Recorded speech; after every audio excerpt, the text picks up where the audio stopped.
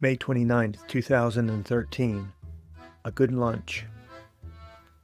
The small Russian towns today felt friendly and inviting. People were riding bikes and walking on the sidewalks. Shops were busy. The vibrance was a welcome change from the last few countries in Eastern Europe. The vitality obviously came from Russia's higher standard of living. A sure indication of the richer economy was that the grass on the side of the road was being mowed by maintenance crews instead of gathered for animal feed.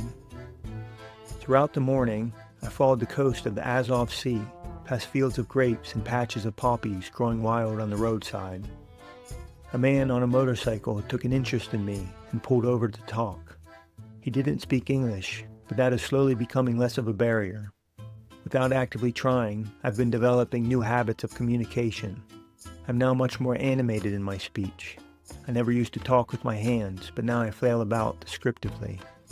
My facial expressions are also more exaggerated as I try to make the emotions behind them easier to read.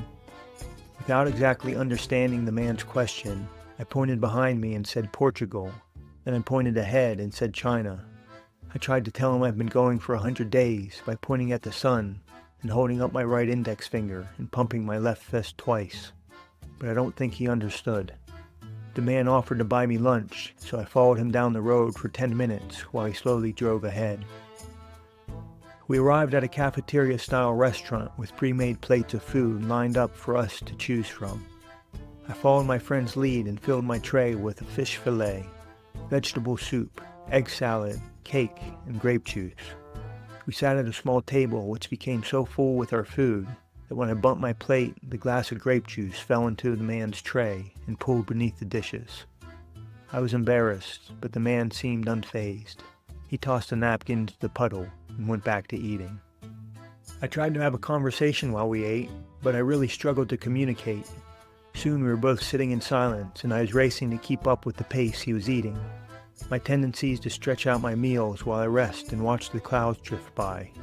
Lunch with this man was over in 5 minutes. Before leaving the restaurant, I tried filling my water bottles in the sink, but my friend didn't like that idea. Instead, he bought a couple bottles of spring water for me. I still haven't broken my habit of getting water from sinks. I've decided that the risk of getting sick is acceptable to avoid purchasing so many plastic bottles. I'm just going to do my best to find clean water sources and trust in my iron stomach. Outside of the restaurant, I took a picture with the man and told him I would post it on my blog. He gave me a smartphone to type in my website, hammockeering.com, a word I made up to fit alongside mountaineering and canyoneering, but with hammocks. I looked at his phone, but the keyboard that popped up had no N, R, or I, so I was unable to show him. I shrugged my shoulders and handed back the phone, a fitting end to our whole awkward interaction. I thanked him for the meal, then went on my way. Tonight I've hidden myself by sagging my hammock into a small ditch. If I peek my head up, I can see across the farm field stretching out to the horizon. Long strands of grass fill in the space around me. The light is fading from the day, but not yet the heat, and stars are beginning to appear through the gaps in the leaves above me.